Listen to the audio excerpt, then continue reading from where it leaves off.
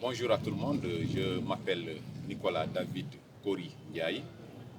Je suis coach sénégalais, je suis entraîneur, mais je suis plus professeur d'éducation physique et sportive. Alors, je suis aussi le président du Dakar Université Club, la section athlétisme, et j'entraîne en même temps donc, les athlètes du club, mais aussi des athlètes d'autres clubs. Je suis conférencier niveau 2 de World Athletics et le club s'entraîne au stade Léopold Sédar Senghor de temps en temps. Et si nous avons l'opportunité, nous pouvons nous entraîner aussi au camp Leclerc où nous avons une salle de musculation. Mais la plupart de nos séances se déroulent ici au stadium Léopold Sédar Senghor. Alors, dans le groupe, nous avons effectivement plusieurs niveaux. La dernière fois, donc il y a 2 samedis, nous avons fait un test et nous avons vu que le niveau est en train donc de progresser. Voilà, donc en gros c'est ça. Nous avons donc des athlètes de différents niveaux, mais nous avons remarqué que chacun d'eux est en train de progresser par rapport aux années antérieures.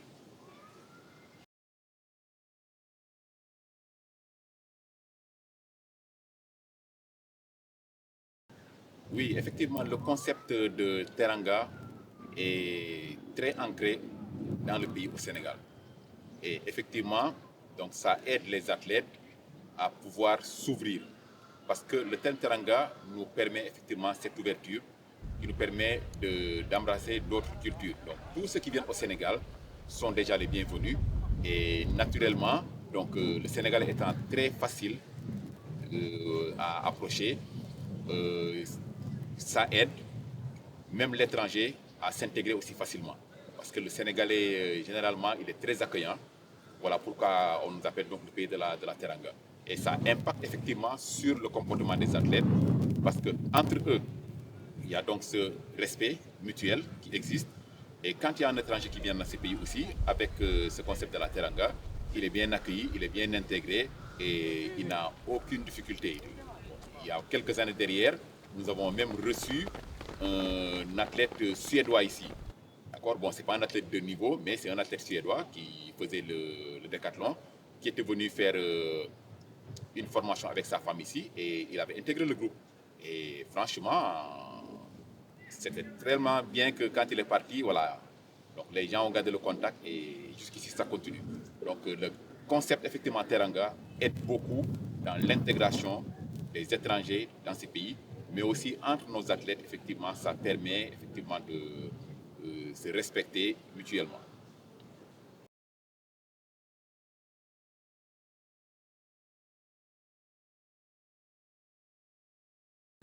Oui, effectivement, nous avons cette difficulté pour que nos athlètes se déplacent pour aller faire les compétitions à l'étranger, que ce soit en Europe ou aux États-Unis.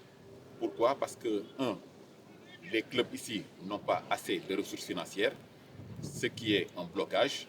La fédération non plus n'a pas assez d'argent. Alors du coup, les athlètes qui bénéficient de ces stages en Europe ou aux États-Unis sont généralement les athlètes qui évoluent au centre d'athlétisme de haut niveau de Dakar. Seuls ces athlètes-là bénéficient effectivement de ces facilités. Mais les autres athlètes, souvent quand ils déposent, moi j'ai eu beaucoup d'athlètes qui ont déposé des demandes de visa pour aller faire des compétitions, mais ils n'ont pas été acceptés. Donc le visa a été refusé. Conséquence, ils sont obligés de rester ici, de faire les compétitions au niveau local. Bon, heureusement que nous avons des meetings au niveau des régions, de certaines régions. Ils peuvent se déplacer, aller faire les meetings. Mais l'idéal, effectivement, si nous voulons aller plus haut avec nos athlètes, c'est qu'ils puissent se déplacer, aller aux États-Unis ou en Europe où ils vont avoir une concurrence beaucoup plus efficace. Je donne l'exemple, on a eu El Hadj Amadou Diaba, par exemple, qui a bénéficié d'une bourse. Il est parti se préparer aux États-Unis. Et c'est pour cette raison qu'il a pu gagner donc, cette médaille d'argent, effectivement, lors de ces Jeux Olympiques-là. Alors, d'autres aussi ont pu bénéficier de bourses. Ils ont été en Europe, particulièrement en France. Ils se sont entraînés et beaucoup d'entre eux sont restés là-bas, donc sont revenus. Alors, mais après, le problème qui s'est posé, c'est que cette facilité-là a été abandonnée à lui. Parce qu'il y avait un problème d'argent. Donc du coup, les clubs n'ayant pas assez de ressources étaient donc confrontés à ce problème. L'idéal vraiment, c'est de trouver des mécanismes pour que effectivement la fédération puisse avoir des sponsors pour pouvoir aider les athlètes à faire les compétitions au niveau international. Voilà. Donc sinon c'est compliqué, sauf si l'athlète a de l'argent, il peut peut-être lui payer son voyage. Là, la fédération peut aider avec les documents administratifs pour déposer pour le visa. Mais ce n'est pas toujours que ça réussit. Donc, certains parviennent à obtenir le visa, mais la plupart d'entre eux sont bloqués. Et c'est vraiment un problème, effectivement.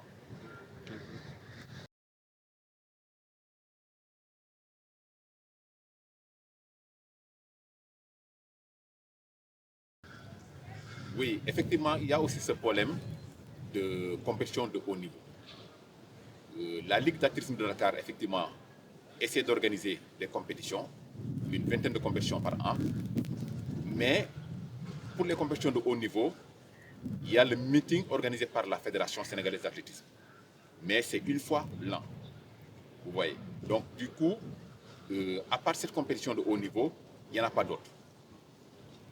Il y a certaines régions qui essaient d'organiser des meetings, mais ça reste entre les athlètes qui sont au centre ici, les athlètes sénégalais et les athlètes de la Gambie.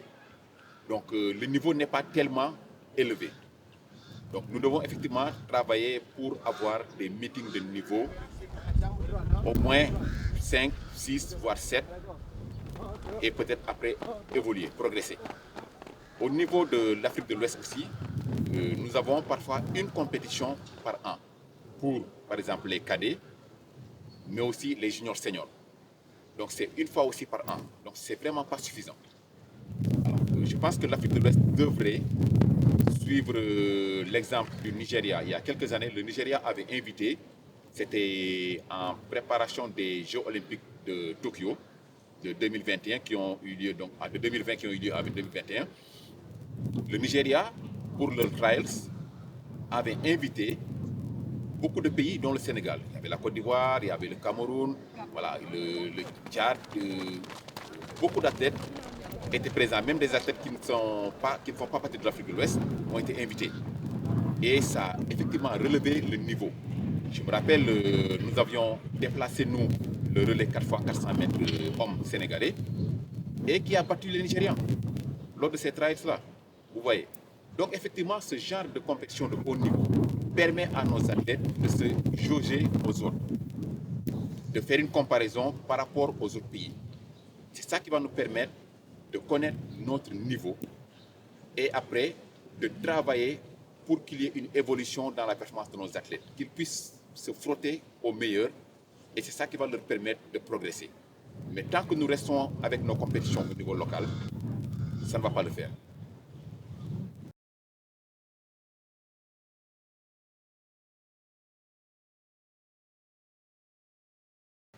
Oui, effectivement, en athlétisme, c'est un peu plus compliqué. Si l'athlète n'a pas effectivement d'accompagnement, il est clair que ça va être difficile pour lui de performer. Parce que malheureusement, nous avons beaucoup de cas sociaux.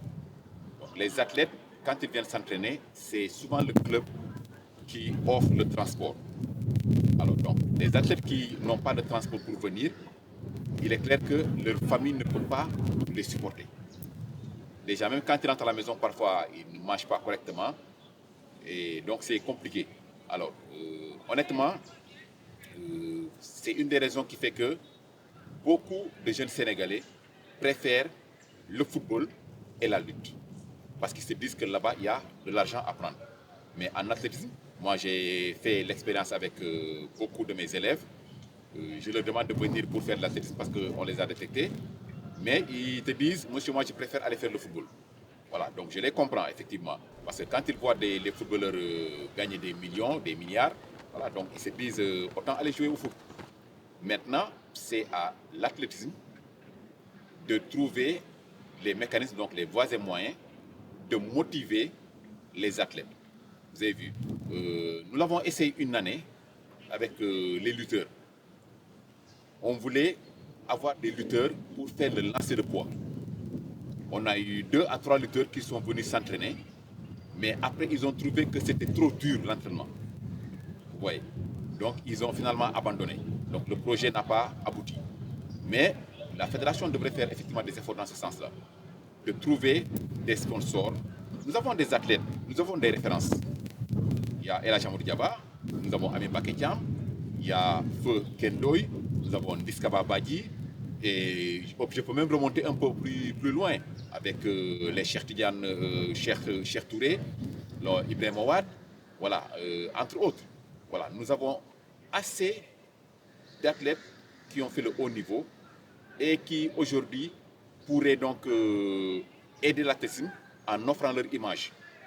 Alors, dans ce cas, je pense que la fédération devrait pouvoir échanger, discuter avec certaines sociétés de la place pour vendre l'image de ces anciens athlètes, mais aussi les nouveaux athlètes. Nous avons actuellement François Mendy, Salissar, Cheikh Tidiane Diouf, voilà, entre autres qui nous valent des satisfactions au niveau international. Donc, je pense que ce serait bien de vendre aussi leur image aux sociétés qui sont ici au Sénégal et monter un projet, donc un plan de développement qui va permettre à ces sociétés d'avoir une visibilité, puisque quand ils vont sponsoriser, donc leur image va être donc publiée à travers le monde entier, donc la société va y gagner. Donc je pense que l'objectif d'une fédération, c'est effectivement d'aller vers ces personnes ressources-là, ces sponsors, pour vendre l'image des anciens athlètes, mais aussi des athlètes qui sont actuellement en bonne voie pour nous valoir aussi des satisfactions. Alors moi, je pense que c'est ce qu'il faut faire si nous voulons aider nos athlètes, si nous voulons attirer les gens. Autre chose, l'athlétisme peut aussi sortir du stade, ne pas rester seulement au stade. La fédération devrait pouvoir organiser des rencontres dans les quartiers, par exemple. Inviter les enfants qui sont dans ce quartier, voilà, pour faire de la détection, donc animer le quartier. Donc ça va permettre aux habitants de chaque quartier de connaître l'athlétisme, de savoir ce que c'est que l'athlétisme, quelles sont les différentes épreuves qui existent dans l'athlétisme. Mais si nous restons uniquement dans la scène des stades, les gens ne vont pas nous connaître. Voilà, donc vraiment c'est le cri de cœur que je lance pour que notre fédération puisse effectivement explorer donc, ces pistes-là. Aller vers les sponsors pour vendre l'image de nos anciens athlètes et des nouveaux, mais aussi amener l'athlétisme hors des stades pour que les gens sachent, comprennent ce que c'est réellement l'athlétisme.